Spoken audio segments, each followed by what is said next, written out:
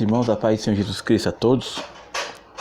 Eu quero aqui deixar uma palavra de Deus aos corações dos irmãos, uma reflexão, uma breve reflexão da palavra de Deus. Amém? E para tanto, eu quero ler com vocês aqui o livro de Judas, capítulo 1 e o verso 3, que diz assim: Amados, procurando eu escrever-vos com toda a diligência acerca da comum salvação, tive por necessidade de escrever-vos e exortar-vos a batalhar pela fé que uma vez foi dada aos santos. Amém? Meus irmãos, o Judas aqui no seu livro, ele diz que ele procurou, procurando ele escrever com toda a diligência acerca da salvação, mas ele diz, tive por necessidade de escrever-vos a batalhar pela fé, ou seja, exortar os irmãos a batalharem pela fé. Que, claro, escrever ou falar da salvação comum, sobre a salvação, é algo de extrema importância, mas tem daquele contexto, talvez tendo do momento ali em que Judas escreveu ali a sua epístola, ele entendeu que o momento era necessário exortar os irmãos acerca da batalha da fé, ou batalhar pela fé, né? E isso me chama muita atenção, porque, meus irmãos, no contexto em que nós vivemos hoje, eu creio que é momento de nós batalharmos pela fé, né? Como diz o apóstolo Paulo, combater o bom combate, né? Militar pela fé, né? E por quê? Porque eu particularmente entendo que é necessário nós batalharmos pela fé. E o que é, na verdade, batalhar pela fé? O que é defender a nossa fé, né?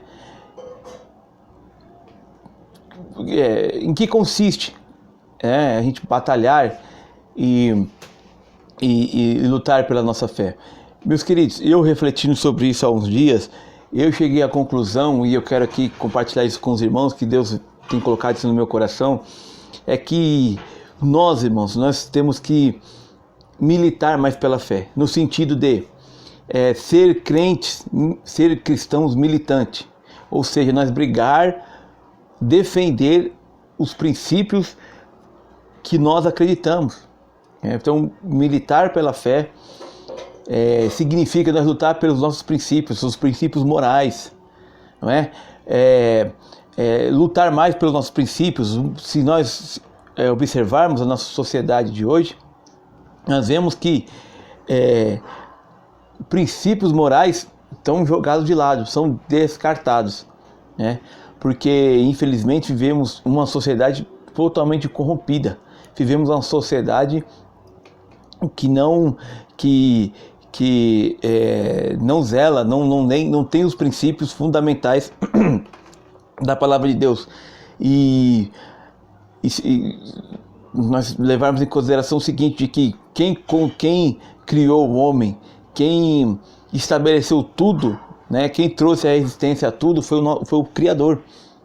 Quem estabeleceu o conceito de família, quem estabeleceu o conceito de sexualidade, quem estabeleceu o conceito de casamento, foi o nosso Criador, foi o nosso Deus, né? Assim cremos, né? Espero que todos creiam assim, né? Então cremos que quem estabeleceu o princípio de família, de sociedade, de sexualidade, de casamento, foi o nosso Deus. E nós vemos que, ultimamente, as entidades aí sagradas, que para nós cristãos é sagrada, são as que mais são atacadas, as que mais são bombardeadas aí pelo mundanismo, porque eles tentam inverter esses valores, né, para que venhamos confrontar com a palavra de Deus. Então, meus queridos, nós outros cristãos que acreditamos nisso, nós temos que militar pelos valores. Porque, se eu fazer uma pergunta para os irmãos, você é um crente que milita pela sua fé? Em que sentido você milita? Como você milita pela sua fé? Né? Quais as armas que você usa? Qual é o princípio? Você pode dizer, não, eu brigo pela minha fé, eu acredito em Deus, eu brigo pela fé, mas briga contra quê? O que você faz? Né? Porque infelizmente, vamos pensar o seguinte, olha, nós vemos aí pessoas que, jovens ou, enfim, irmãos, irmãs que estão dentro da igreja, às vezes participam dos trabalhos, vão à igreja, né? Participam da ceia, enfim, é membro da igreja, dá dízimo, às vezes é até líder de departamento, enfim. Só que ela não segue, não vive os princípios morais da palavra de Deus. Né? Às vezes o jovem está na igreja, tá, né? Às vezes a mãe ou o pai está ali, nossa, meu filho está na igreja, que bênção, tal, mas não está seguindo os princípios morais da palavra de Deus. Que às vezes está na igreja, mas tem uma vida, um jovem que ainda não é casado, às vezes tem uma vida sexual ativa, né? Às vezes faz coisas na escola ou na faculdade ou qualquer outro lugar que são totalmente contrários à palavra de Deus, mas isso para nós passa imperceptível, né? Assim, no sentido de que a gente vivendo nessa sociedade corrompida, vivendo dentro desse contexto onde o mal, onde a imoralidade, onde o errado se tornou correto, então nossos jovens, os nossos irmãos nós vivemos, né, dentro desse contexto, a gente acaba passando desapercebido. Por quê? Que pra gente, infelizmente, para alguns de nós, se tornou natural a imoralidade.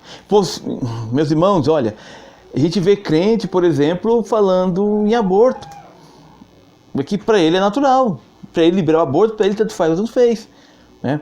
Você vê aí, quando divórcio, né? Muitas igrejas aí, inclusive a Assembleia de Deus, igrejas que a princípio, né, assim, até tradicionais, ditas como tradicionais aí, pentecostais, Assembleia de Deus, já vê o divórcio como algo natural e comum, né? Inclusive entre líderes, entre pastores, né? Já vê o divórcio como algo natural, né? Então isso vai entrando dentro da igreja, isso vai entrando, né, que no mundo já está, né, tá empesteado. Isso vai adentrando dentro da igreja e como nós vivemos dentro desse contexto, nós acabamos sendo levados por esse tipo de coisa. E então, meus irmãos, nós temos que zelar pelos nossos princípios, ensinar aos nossos filhos. Perdoe a forma de, como eu vou dizer, falar aqui, meus irmãos, perdoe a forma, em nome de Jesus.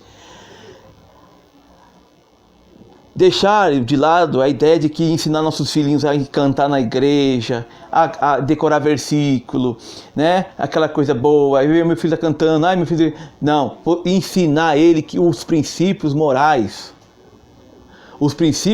estabelecidos pela palavra de Deus, porque para quando ele crescer, ele for na sociedade, ele não se corromper. Isso é batalhar pela fé. Porque imagine, meus queridos, uma sociedade, né, um país engajado em viver os princípios estabelecidos pela palavra de Deus. Como será essa sociedade? Creio eu que seria uma sociedade quase que perfeita, né? Então, por que nossa sociedade hoje é tão corrompida? É tão, né? Porque os nossos jovens, principalmente as faculdades, estão tão corrompidas, né? Porque, né, quem teve a oportunidade de participar da nossa palestra sobre o marxismo cultural viu que existe uma explicação para isso, né? Que os princípios da palavra de Deus, de família, de casamento, de sexualidade, eles vêm há anos sendo corrompidos e sendo, né, corrompidos dentro de faculdades, escolas, enfim, em tantas outras entidades aí, entendeu? Então, brigar pela fé, princípios morais da palavra de Deus. Nós, obreiros, né? Desculpa, meus irmãos, olha, batalhar pela fé não é ganhar bênção, não é ganhar chave, não é ser abençoado, não é ter um bom salário, não é ver o filho engajado numa faculdade, se dando bem profissionalmente, que é bênção também, mas Batalhar pela fé é instituir, colocar ali, brigar pelos nossos princípios morais, ensinar nossos filhos sobre esses princípios, tá certo? Então, infelizmente, hoje, eu digo obreiros, pregadores, aqueles que têm a oportunidade de falar, que como nós temos, né, pela graça de Deus, temos a oportunidade de falar à igreja, de pregar, ensinar, né, que nós venhamos, meus queridos, dar prioridade e ensinar o nosso povo sobre os princípios da palavra de Deus.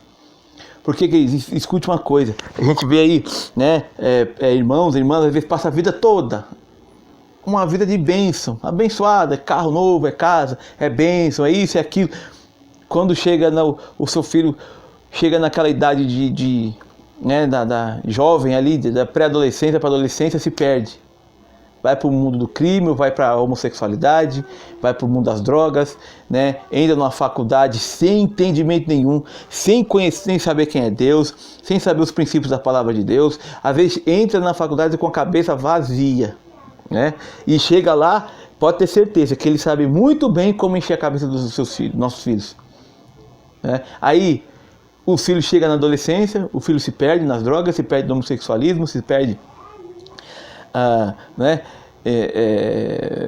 nas drogas, enfim. E aí, irmão, o que valeu? Né? O que valeu? Passou a vida de bênção. Às vezes o filho coloca o filhinho lá, né, a menininha cantando bonito, vestidinho, o menininho, terninho, é uma maravilha. Quando cresce, se perde. Por quê? Porque, irmãos, estamos deixando esses valores. A verdadeira batalha pela fé está sendo negligenciada por todos nós.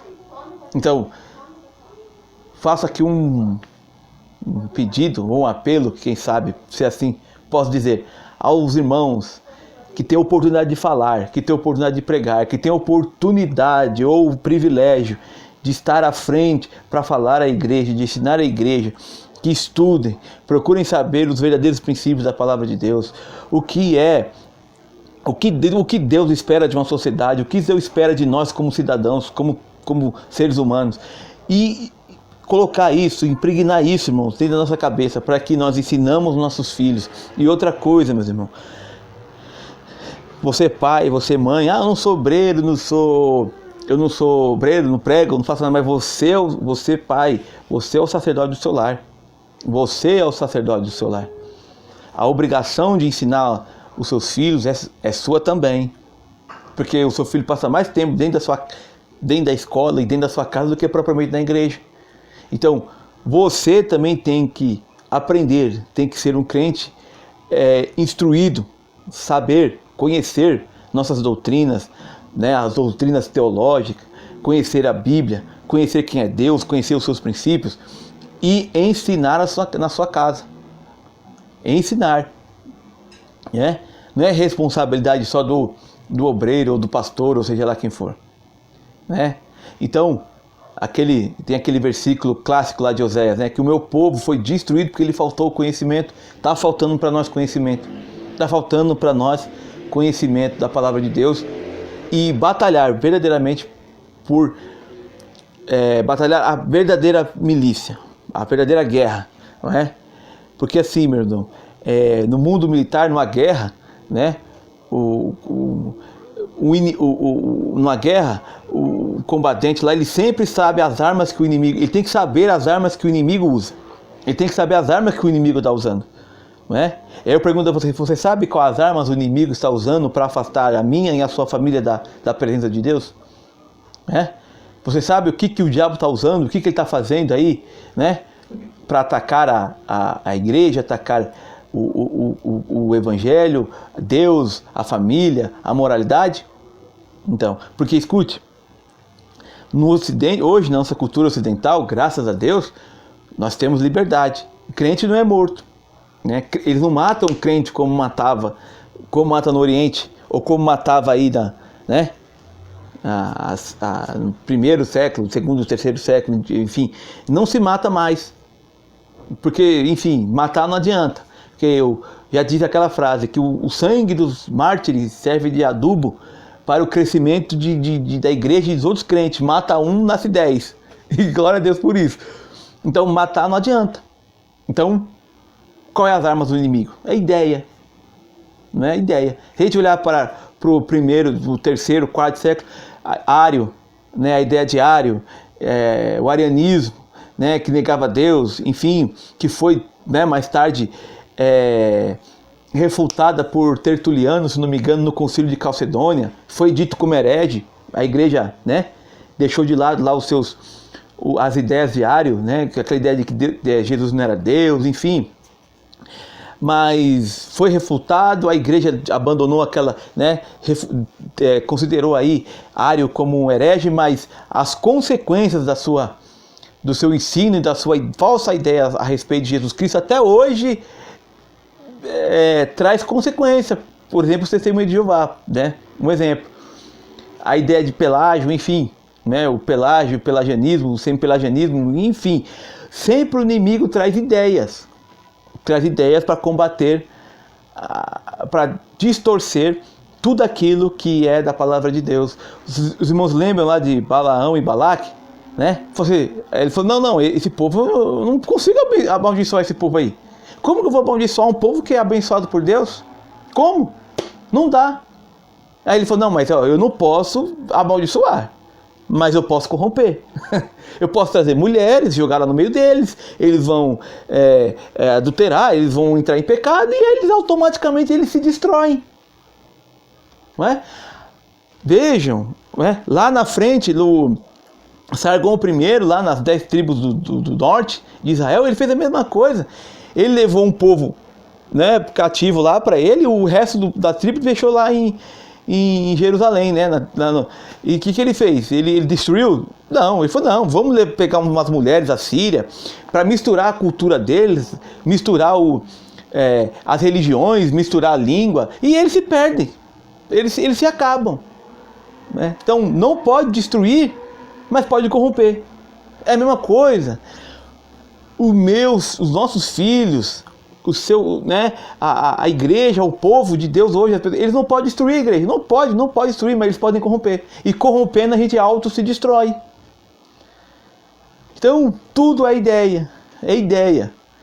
E nós temos que ver o que está acontecendo, ver quais ideias que estão surgindo, e a partir daquilo que nós acreditamos que é a verdade, combater para nossos jovens nos corromper, para que eu e você não venha corromper, para que eu e você, nossos filhos, venham a ter uma comunhão plena com Deus e permaneceremos sempre no caminho da santidade, sempre no caminho da verdade, esperando e aguardando o glorioso dia em que Jesus Cristo virá nos buscar, em nome de Cristo Jesus, nosso Senhor. Amém, meus irmãos? Que Deus em Cristo os abençoe, em nome de Jesus, e em breve estaremos de volta novamente. Deus abençoe.